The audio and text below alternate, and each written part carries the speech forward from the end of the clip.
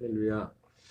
구원론, 약속과 죄, 그리고 제3, 약속과 죄, 그리고 제3이란 제목으로 하나님 말씀을 전하도록 하겠습니다.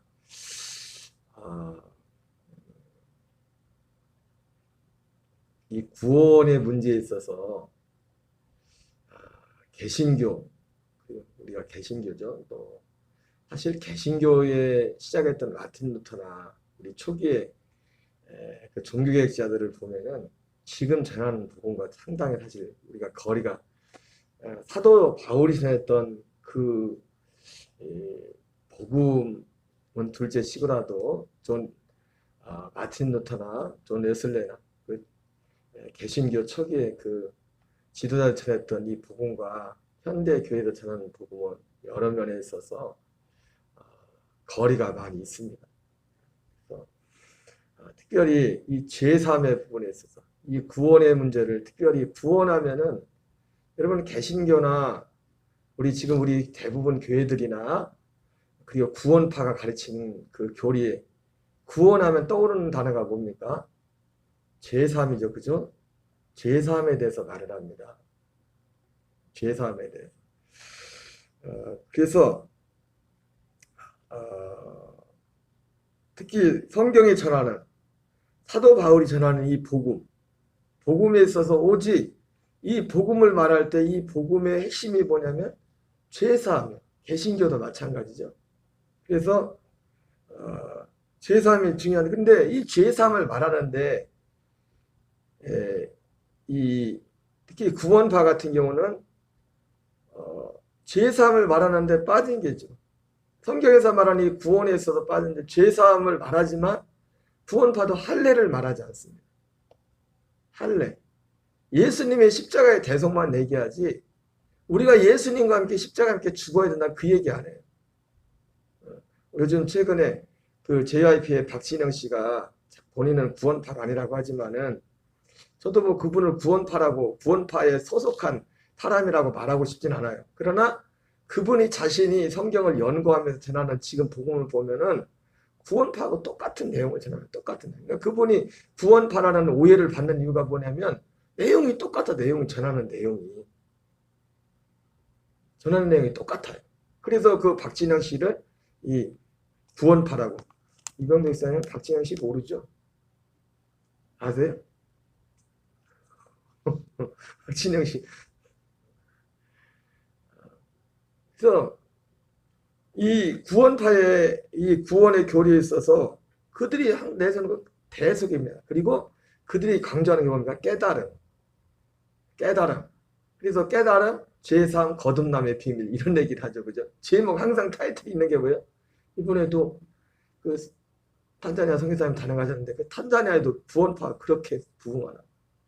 이 아프리카의 박옥수 씨가 가가지고 제일 먼저 이 사람들이 누굴 접근하면 지도자들 접근하면 돈 가지고 가가지고 대통령 못 사는 나라 대통령 장차관들 만나가지고 체육관을 딱 얻어놓고 제일 부흥한데 그리고 이제 그 다음날 딱 그 나라에서 뉴스에 신문에 딱 내주고 그러면 구원파가 이단이 안 해요. 구원파도 그렇고 안식교도 그렇고 이단들이 요즘 정통이 된 아주 혼란의 그런 시대라고 지역이라고 말씀했는데 구원파는 깨달음을 말아요. 그러나 그리고 핵심이 뭔가 깨달음을 말하고 대속, 믿음 그리고 대속을 믿음으로 죄사함을 받는다. 도식이 그렇죠. 대속을 믿음으로 죄사함을 받는다. 그리고 구원파는 뭡니까? 구원파가 뭔가 율법은 끝났다. 율법은 지킬 필요 없다. 이렇게 얘기합니다. 어떤 면에서 맞는 겁니다. 사실은. 우리는 율법을 지켜가는 사람들이 아니에요. 그건 맞아요. 그 부분에 있어서는. 율법이 아니라 뭐로 사는 사람이에요? 새 생명의 법으로, 생명의 성령의 법으로 사는 사람들이에요. 생명의 성령의 법으로. 근데 개신교는 뭡니까? 구원파가 비슷한데 개신교는 율법이 폐해지지 않았어요. 개신교 교인들. 율법이 뭡니까? 옛사람으로 사는 거예요. 옛사람. 그렇다고 구원파에서 옛사람과 새사람을 말하지도 않아요. 그냥 오직 구원파는 뭐만 말해요? 제사, 예수님의 대속, 그걸 가지고라도 그들의 율법이 폐해졌다고 봐요. 율법이. 그렇다고 그 사람들이 새 사람을 말하는 건 아니에요. 이것도 아니고 저것도 아니고 애매한 그 센텐스가 있어요. 그래서 이들에게 빠진 게 뭐냐면, 이 구원파에 빠진 게 뭐냐면 할례가 빠졌고, 여러분 구원함에 있어서 지금 약속과 죄 그리고 죄사함을 말하면서 지금 뭡니까? 율법에서 새 언약. 새 언약이 복음이 새 언약이죠. 그죠? 복음이 새 언약이잖아요.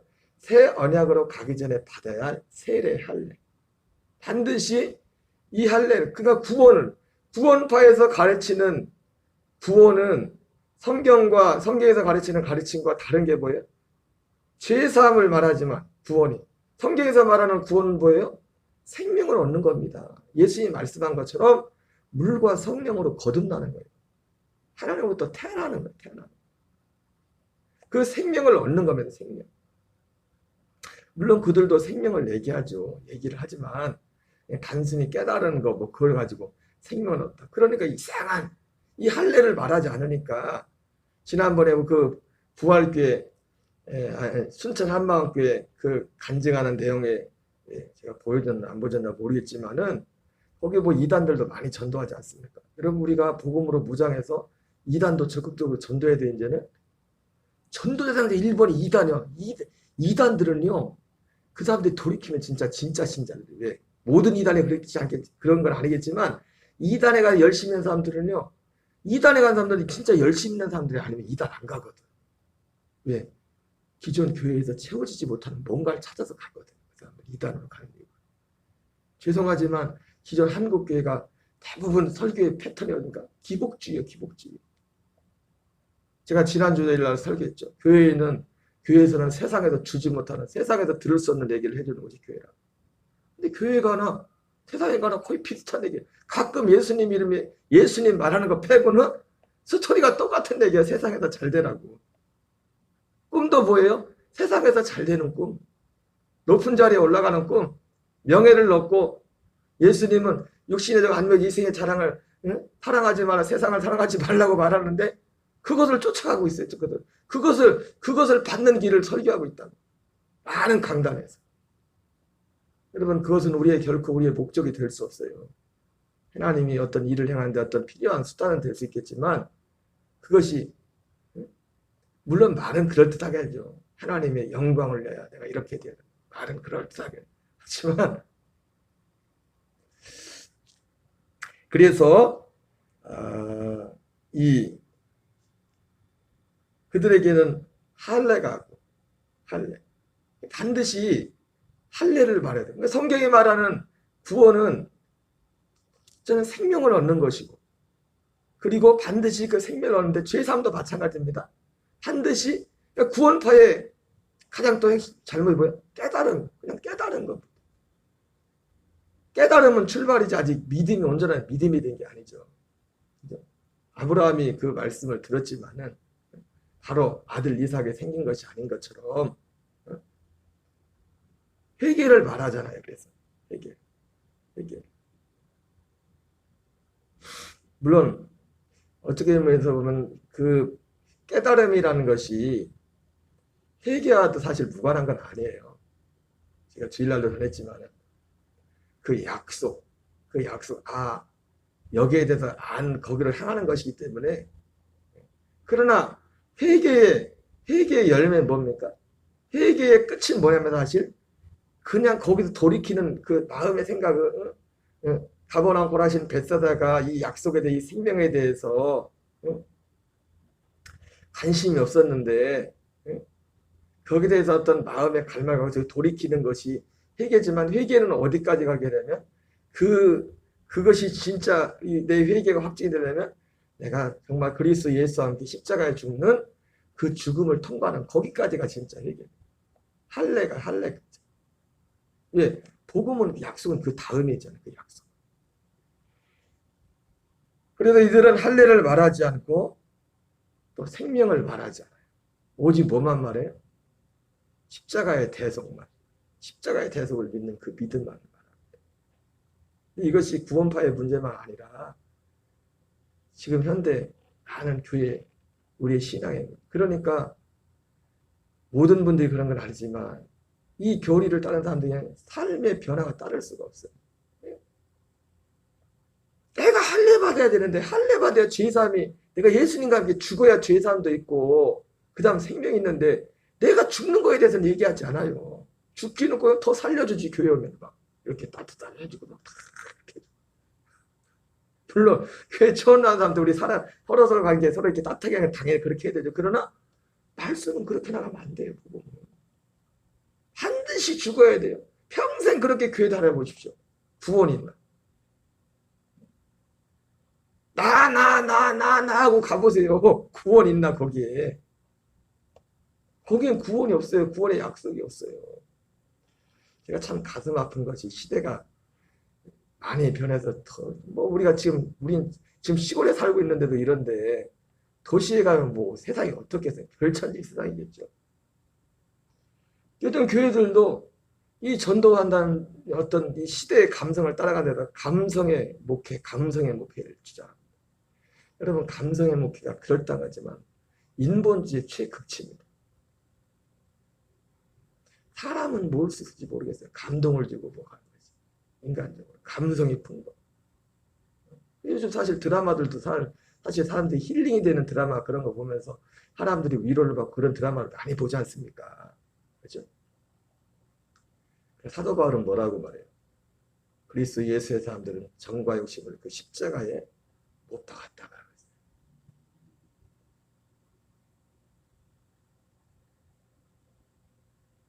세상을 그대로 따라가서 사람만 뭐 좀 더 모아보고 사람을 끌어보려고. 그러나 사람은 모을 수 있을지 모르지만 사람 모으는 건 쉽지도 않지만 구원은 줄 수 없어요. 계속 그 길로 가면. 그 길로 가면.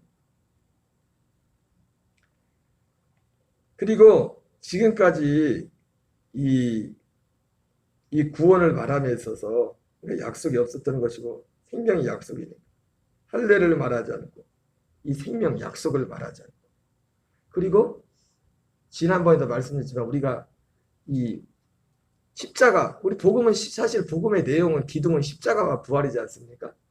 십자가 한마디로 십자가와 부활이 연합입니다. 연합. 멀리서 그냥 사건으로 예수님이 날려 죽으셨다 부활하셨더라 이걸 그냥 믿는 동의하는 게 아니라 그걸 진짜 믿는 건 뭡니까? 그 죽으심과 부활에 연합하는 겁니다. 그러니까 우리 그 종교개혁자들 마틴 루터 이런 사람들 보면은 사실 희한한 게 뭐냐면 그 복음이었거든요. 복음의 회복이었거든요. 그러니까 존 웨슬리 목사님 설교집 봐도요. 십자가에 우리 죽었던 그런 내용들 별로 없어요. 그런 내용들 강조하는 내용. 다 이런 내용들이에요. 복음을 전하는데. 한마디로 존 웨슬리 목사님도 그렇고 마틴 루터도 그렇고 결국 이 복음은 그리스도의 생명과 연합을 강조해요. 연합. 하나 돼. 구원의 핵심이 하나 돼. 생명이 하나 되면 강조하고 있어요. 근데 오늘날은 안 하잖아요. 그냥 십자가만 믿으라는 거예요. 십자가만. 그리고 하나님 널 사랑한다 이거지.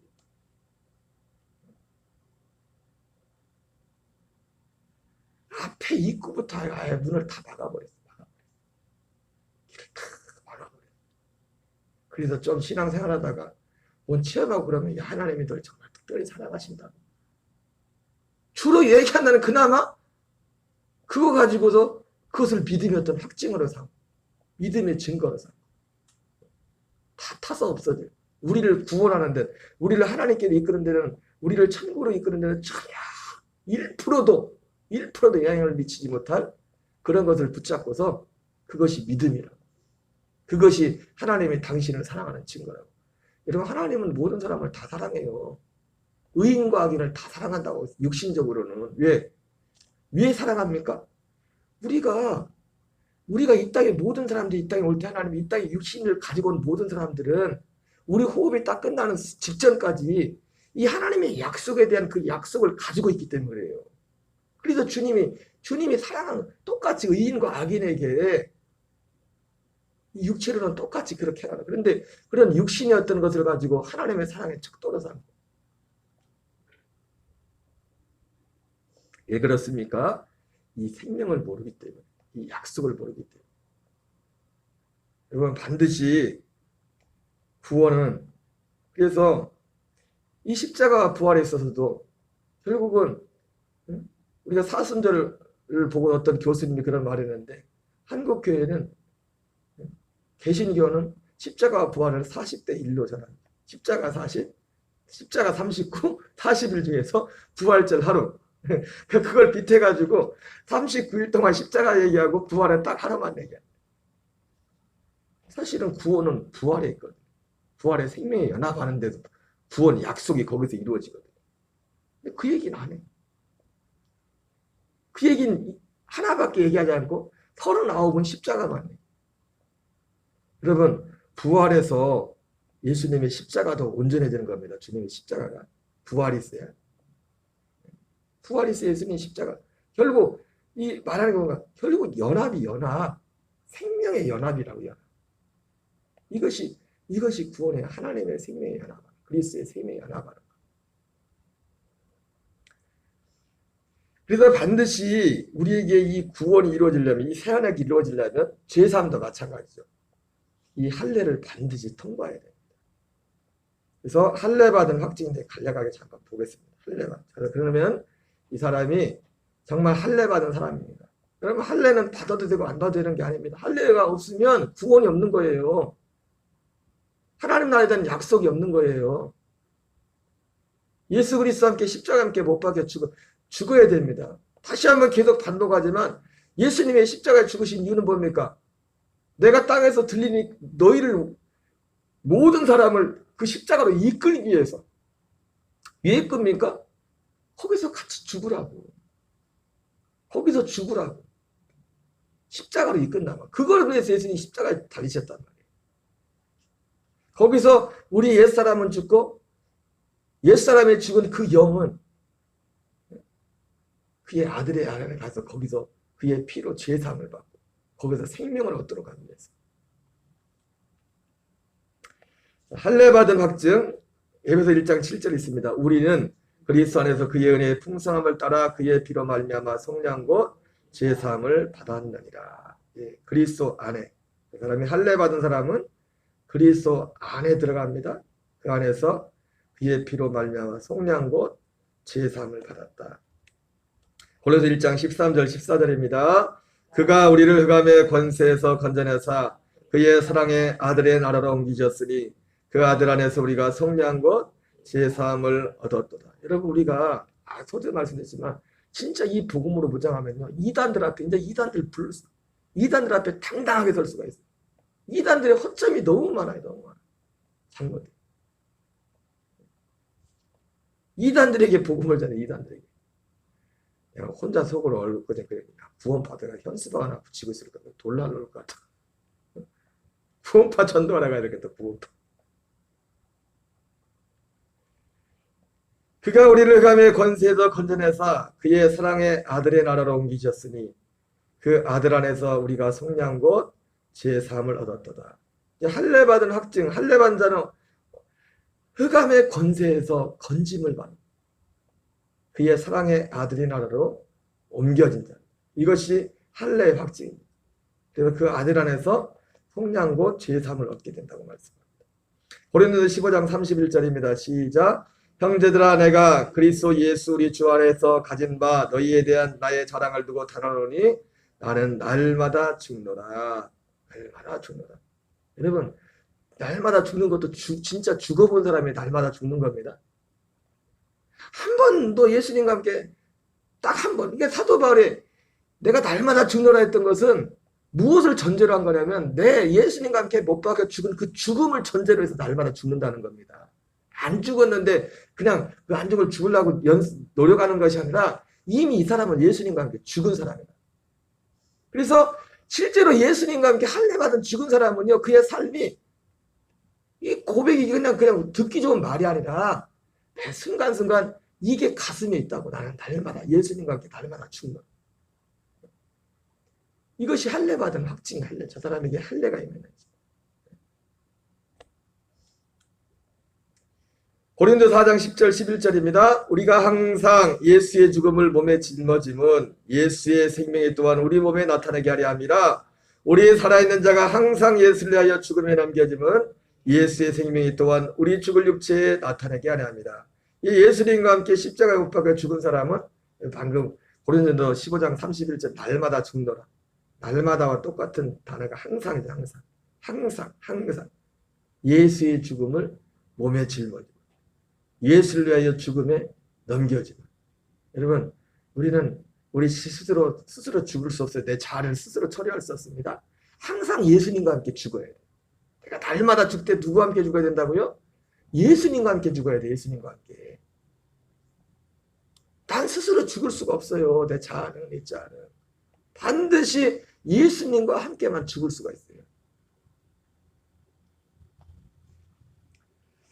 제가 특별히 사도 바울이 이런 표현들을 고린도 교회에 편지를 쓰면서 표현을 지금 이 표현이 죽는다는 표현이 고린도전서하고 고린도 후서에 나와 있지 않습니까? 이거 보면서 고린도 교회는 은사가 풍부했던 교회, 은사가 충만했던 교회지 않습니까? 아마 그런 면도 염두에 두지 않았을까. 너무 가진 게 많고 잘났으니까. 어떻게 보면 까딱하면 조심하지 않으면 아마 그런 면도 없지 않을까 그런 생각이 들었어요. 그래서 정말 할례 받은 사람은 항상 그 마음의 중심에 예수님의 이 죽으심에 연합하는 이런 어떤 인식을 가지고 살게 된다는 거죠. 요한일서 5장 11절 12절입니다. 시작. 또 증거는 이것이니 하나님 우리에게 영생을 주셨고 이 생명이 그의 아들 안에 있는 것이니라. 아들이 있는 자에게는 생명이 있고 그의 아들이 없는 자에게는 생명이 없느니라. 여러분, 할례 받은 증거가 뭡니까? 할례 받은 증거는 아들이 그 안에 있는 아들이. 이 아들이 있다는 게 뭐예요? 내 안에 아들 그리스도가 계시다는 거예요. 아들 그리스도. 단순히 예수님의 십자가가 나를 구원한다. 십자가를 그냥 믿는 것으로 내가 동의함으로 구원받는다. 이렇게만 말하면 내 삶은 나는 그대로 있는데 내 죄와 어떤 어두운 감은 그대로 가지고 있으면서 굉장히 주님의 구원이 싸구려가 되는 겁니다. 이상하게 됩니다. 반드시 할례를 통과해야 됩니다. 반드시 예수님과 함께 십자가에 못 박혀 죽어야 돼요. 갈라디아 2장 20절은 그냥 예수 믿는 사람, 교회 다니는 사람들이 그냥 좋아하는, 그냥 선호하는 그런 어서 성경 구절 중에 하나가 아니라 구원의 확증입니다. 구원의 확증. 구원의 열매, 분명한 확증. 할례 받은 증거는 가장 큰 증거는 생명 되신 그리스도가 그 안에 있다는 겁니다. 그 안에. 그러면 그분이 그 안에 있으면 어떻게 됩니까? 갈라디아 5장 19절 21절 있습니다. 시작. 육체의 일은 분명하니 곧 음행과 더러움과 호색과 우상숭배와 주술과 원수 맺는 것과 분쟁과 시기와 분냄과 당진업과 분열함과 이단과 투기와 술취함과 방탕과 또 그와 같은 것들이라. 전에 너에게 경계함같이 경계하노니 이런 일을 하는 자들은 하나님의 나라를 위협으로 받지 못할 것이요. 여러분, 이런 갈라디아에서 나오는 이 육체의 일이 분명한, 육체의 일은 분명하니 이러한 열매들이 두드러진 사람은요 할례 받지 못한 사람입니다. 아직 할례가 임하지 않은 사람, 아직 구원이 없는 사람이에요. 제 얘기가 아니잖아요. 이런 일을 하는 자들은 하나님 나라를 위협으로 받지 못하는 것이다. 제가 말씀드렸지만 우리가 육을 입기 때문에 순간적으로 잠깐 어떤 가끔씩 실수할 수 있는 그 얘기를 하는 게 아니라 그 사람의 전반적인 삶 자체를 보면은 육체의 일은 분명하니 이런 것들밖에 보이질 않아. 교회도 나오고 예수님을 믿는다. 그분은 할례 받지 못한 사람이에요. 아직 그 사람에게 할례가 임하지 않은 거예요. 할례 받는 게 뭡니까? 이러한 것들에는 우리가 예수님과 함께 십자가 못 박혀 이런 것들이 죽는다는 겁니다. 같이 죽는다는 거예요. 오히려 할례 받은 사람들에게는 이런 열매들이 나타나죠. 있습니다. 오직 성령의 열매는 사랑과 희락과 평강과 참음과 자비와 양성과 충성과 은혜와 절제니 이 같은 것을 금지할 법이 없느니라.